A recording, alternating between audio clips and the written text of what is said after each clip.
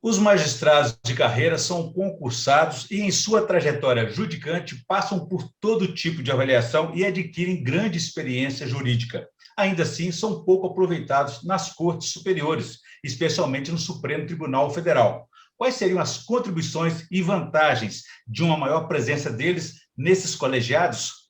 Esse é o principal tema de hoje do Pensamento Jurídico, uma produção da Associação dos Magistrados Mineiros, a AMAGES. E para falar sobre o assunto, nós vamos conversar com a presidente da Associação dos Magistrados Brasileiros, a juíza Renata Gil, que é a primeira magistrada, a primeira mulher a ocupar o cargo nos 71 anos da entidade. E isso já é um grande feito. Doutor Renata, obrigado por mais uma vez participar conosco aqui do Pensamento Jurídico.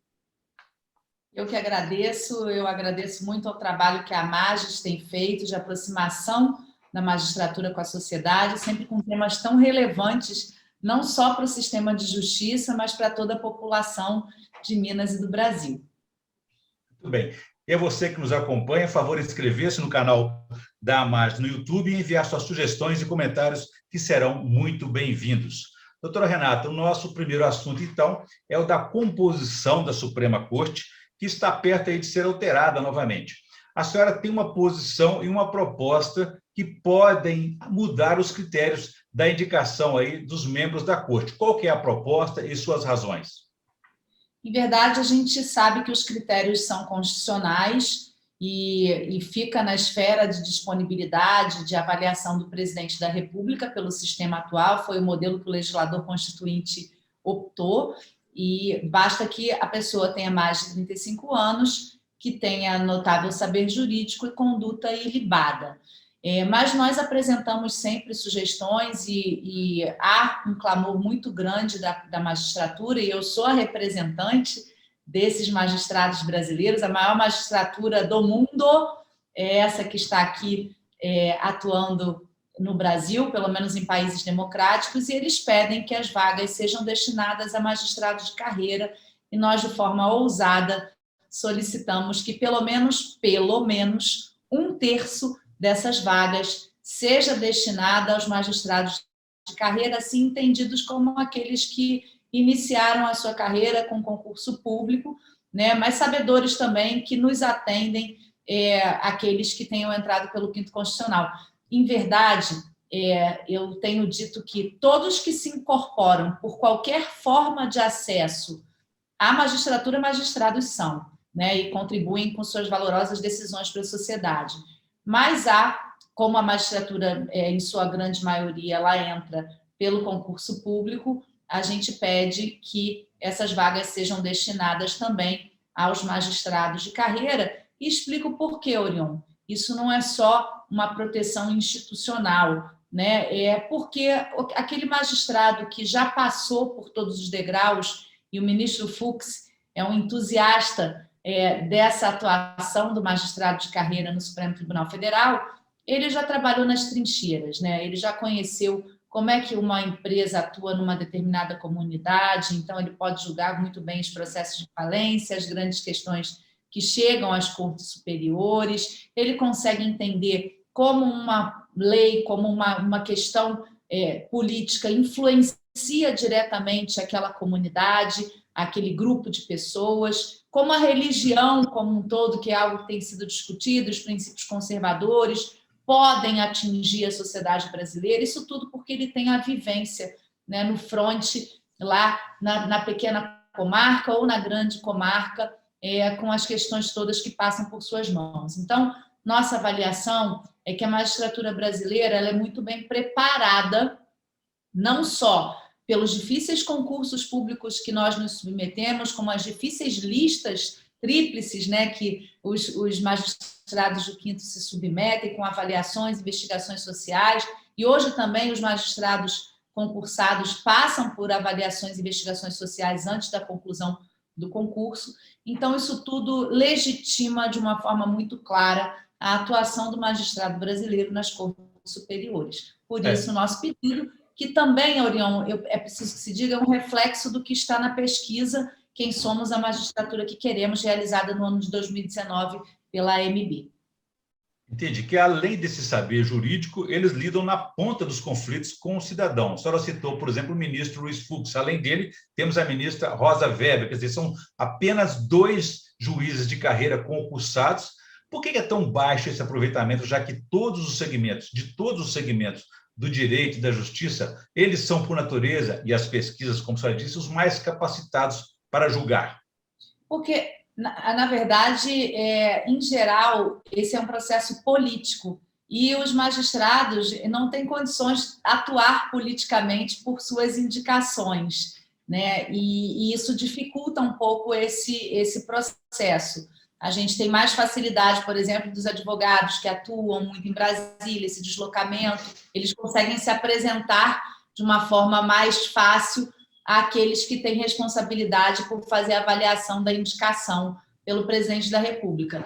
Então, hoje, a gente vê um maior trânsito até de magistrados, né, se apresentando, ainda que não aqui fisicamente, mas apresentando seus currículos. Então, a gente imagina que é uma boa oportunidade para que os magistrados de carreira possam também se submeter ao crivo do presidente da República. Eu tenho dito que, com esses requisitos mínimos, né, que é notável saber jurídico, mais de 35 anos e conduta ilibada, a gente tem uma gama muito grande de subjetividade do presidente. Aí me perguntam, mas pode ser um evangélico? Eu falo, pode ser uma mulher, pode ser um evangélico, pode ser um católico, pode ser um espírita, né? Isso tudo dentro do critério de avaliação da presidência da República. De acordo com a pluralidade do país, assim como também da própria magistratura, né? Agora, a senhora falou de uma questão aí, da influência política, da gestão política, que isso pode estar influenciando uma decisão desse tipo. Mas também eu vejo que a magistratura sempre se ressentiu um pouco mais de um porta-voz, de ser mais comunicativa com a sociedade, de falar mais de si mesma. A gente percebe, por exemplo, na gestão que a senhora desenvolve na MB, uma presença mais constante nos veículos de comunicação, quer dizer, a senhora é uma porta-voz, não tem medo do debate e participa. Isso eu acho que pode trazer uma diferença para a magistratura do novo tempo aí.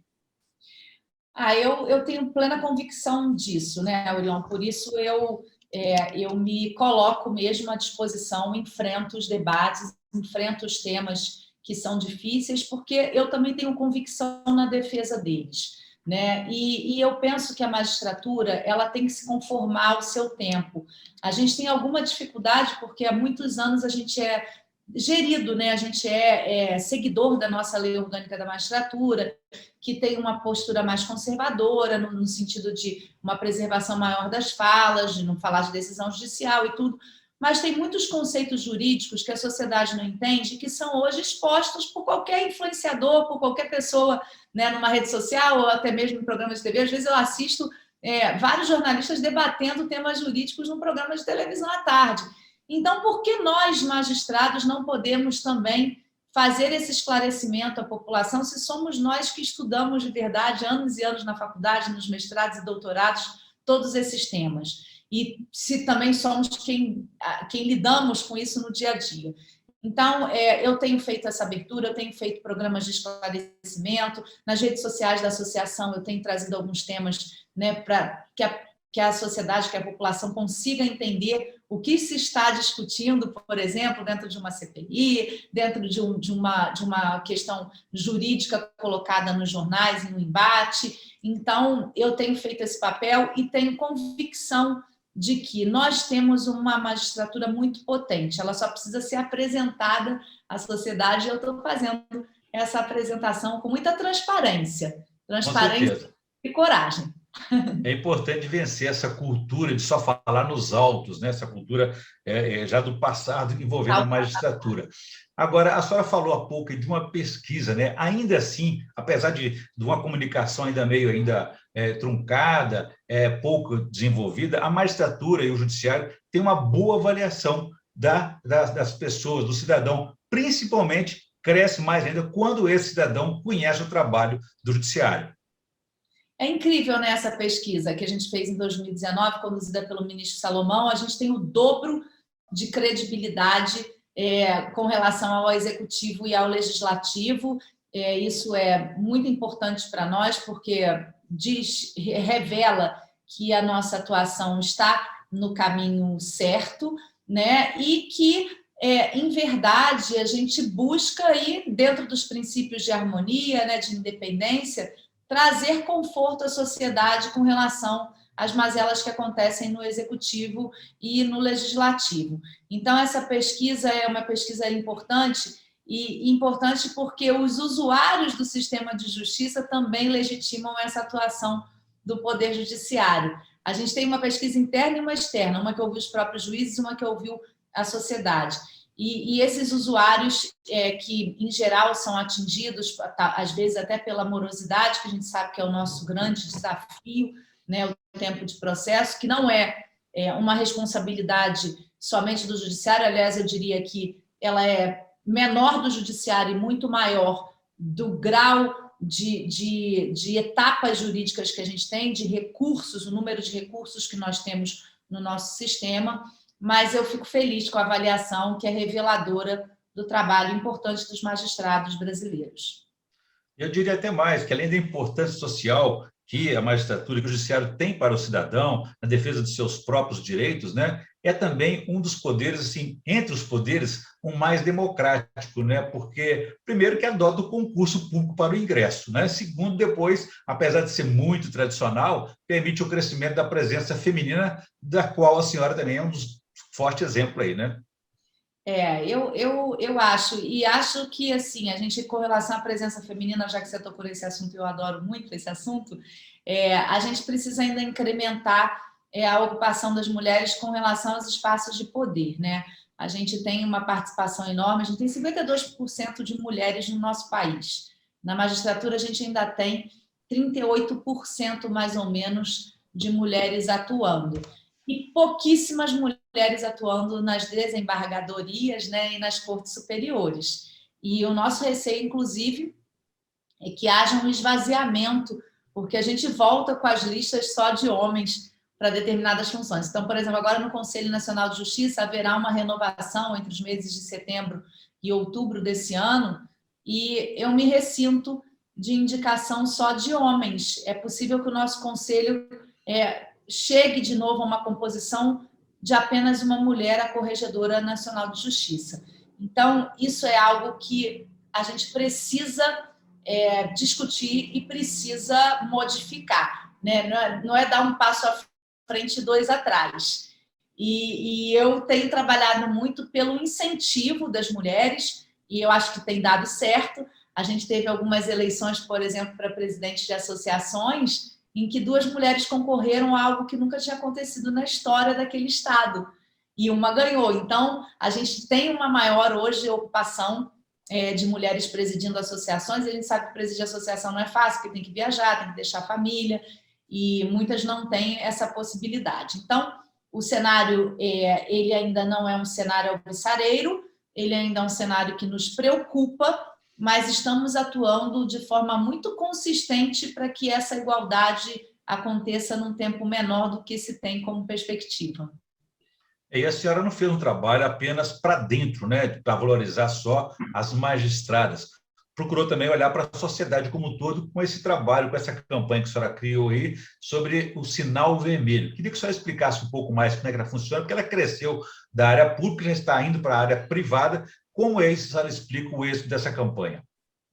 A campanha é algo absolutamente que me inspira, né? Me inspira a seguir, me inspira a ter mais vontade, mais força para salvar vidas. Ela hoje é uma campanha, ela começou no ano passado, né, em abril do ano passado, quando nós vimos que houve um incremento do número de casos de violência. O Brasil é o 5º país mais violento do mundo contra mulheres, apesar de ter a 3ª melhor lei do mundo, que é a Lei Maria da Penha. Então, a gente precisava fazer alguma coisa, e hoje a campanha, que foi uma campanha que praticamente ganhou corpo sozinha, porque ela começou com as influencers, né, fazendo X vermelho na mão, muitas atrizes. Ela hoje é uma campanha que tem pedido de adesão por instituições como, por exemplo, o Banco do Brasil, né, que nós fizemos essa semana, segunda-feira fizemos um lançamento lindíssimo, com mais de 150 supervisoras de banco do Brasil todo na sala virtual, mulheres maravilhosas que estão aí disseminando a campanha, e o banco, que é um banco, o maior banco do Brasil, né, que está espalhado em todos os municípios brasileiros, ele vai ser um canal receptor dessas denúncias. Eu fui convidada agora pelos shoppings, então, segunda-feira eu devo fazer o lançamento no Plaza Shopping, em Niterói, um local em que, no dia da aprovação do pacote Basta na Câmara dos Deputados, foi palco de um feminicídio. Então, vejam, um lugar que tem segurança, né, e que tem um trânsito de pessoas, né, de consciência elevada, foi palco dessa barbárie, um assassinato de uma moça que estava trabalhando por seu ex-companheiro que não se conformava com o fim do relacionamento. Então, shoppings, bancos, farmácias cada vez mais. Eu acabei de fazer uma reunião com a Abrafarma, que foi a nossa maior parceira, 30 anos de história em farmácias. São vários estabelecimentos, os TREs do Brasil, o TSE, o ministro Barroso, o ministro Fux no Conselho, X vermelho na mão. Então, a nossa ideia, sabe, Orion, demais magistrados da AMAS, é que a gente internacionalize a campanha. Já estamos em tratativas com a Embaixada da Espanha, para que esse sinal que foi criado dentro do judiciário brasileiro seja um sinal de salvamento de vidas no mundo todo. É um sinal que parte de um gesto simples, né? Basta passar o batom na mão, não é assim? E quem não tem batom na mão, só fazer assim, ó, ou colocar qualquer coisa, que já é um sinal que todo mundo compreende que é um pedido de socorro.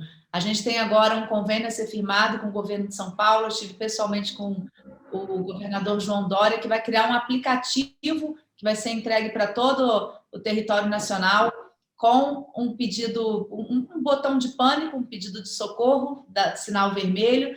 E a nossa ideia, vamos começar tratativas agora com as empresas de telefonia, que quando a pessoa adquire um telefone, ela já tenha o aplicativo instalado em seu celular, para que ela também tenha acesso a essa denúncia de forma rápida. Mais do que socorro, também é um basta, né? Um grito de basta, né? De violência doméstica aí. Agora, doutora Renata, eu gostaria que o senhor avaliasse também que essa importância social da magistratura foi observada e reafirmada também na pandemia, por meio da tecnologia, não é isso? Exatamente, Orion. A tecnologia socorreu a magistratura brasileira. Ela foi a magistratura que melhor se conformou nessa virada do papel para o digital, do analógico para o digital.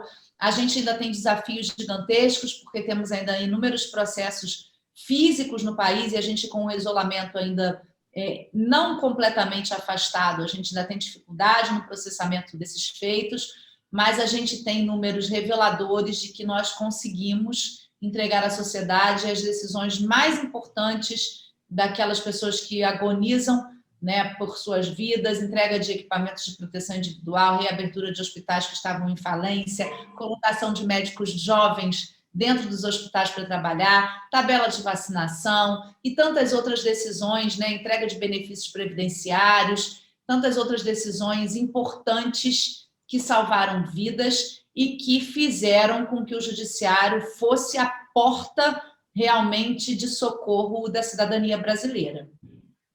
Muito bem, gostaria agora de explorar um pouco essa parceria que a senhora tem também, bastante ativa e produtiva, com as associações de magistrados, com a MAGES, por exemplo. A senhora conseguiu, nessa semana de final de junho, né, uma conquista importante no Supremo Tribunal Federal, na questão da tecnologia também, de permitir que videoconferências em audiências de custódia sejam feitas por meio de videoconferência. Isso já está consagrado lá?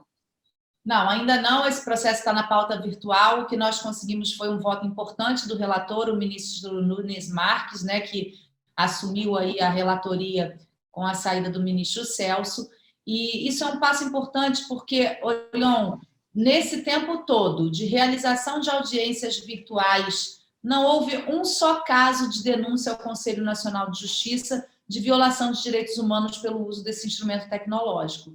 Então, isso indica que houve acerto, né, no Conselho Nacional, quando o ministro Fux fez uma resolução autorizando, acerto agora com a decisão do ministro Nunes Marques, e esperamos acerto também no parlamento, que ele consagre de verdade essa possibilidade de utilização perene das videoconferências, porque isso é economia para o Estado brasileiro. Isso protege a sociedade, porque aquele preso não precisa ser transportado, né, gerando uma situação de insegurança e retirando policiais das ruas, e gera uma eficiência, porque é muito mais rápido, é muito mais célere a realização do ato. E não há por que, em plena crise sanitária, dispensar um recurso tecnológico importante que garante, além do direito à justiça, também o direito à segurança das pessoas envolvidas aí numa audiência como essa, não é?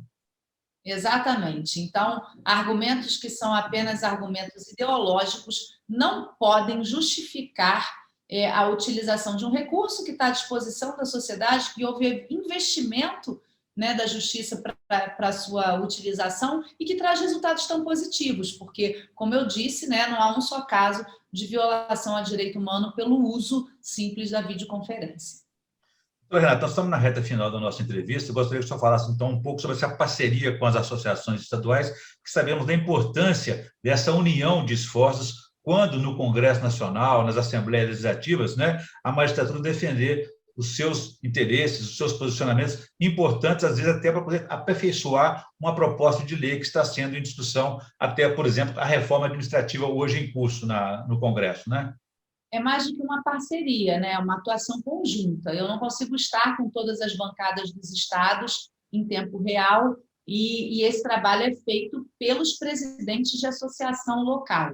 Então, quando a gente tem no radar algum sinal de urgência de alguma matéria que é retirada e colocada em pauta, em regime de urgência, ou que vai para a pauta do plenário, a gente, ou em alguma comissão importante, a gente aciona, né? Eu tenho uma assessoria legislativa bastante potente, a gente indica quais são os pontos, a AMB prepara o material técnico, entrega para os presidentes e eles fazem as tratativas com as suas bancadas. Eu fico com as lideranças, né? Fico com a atuação com os presidentes dos poderes e ordinariamente, fazendo esclarecimentos aos presidentes das comissões e aos relatores dos processos que estão em curso. É um trabalho de simbiose perfeita. A gente tem atuado muito com os presidentes de tribunais e presidentes de tribunais regionais e eleitorais, porque eles também têm bastante vivência com essas bancadas e podem passar a visão institucional no que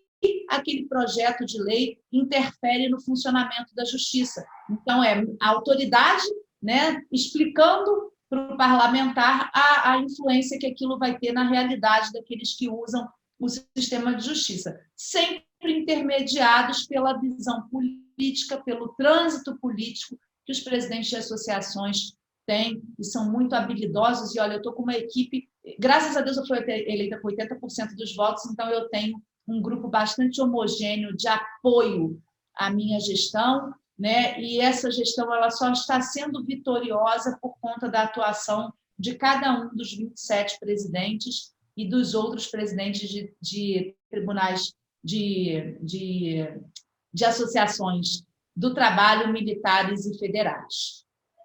Muito bem, até porque essa interlocução é importante para que a legislação seja alterada, aperfeiçoada, mas de maneira mais efetiva, né? Doutora Renata, então, na reta final, agora eu gostaria da indicação que a senhora pode fazer para a gente de leitura para a nossa audiência, por favor.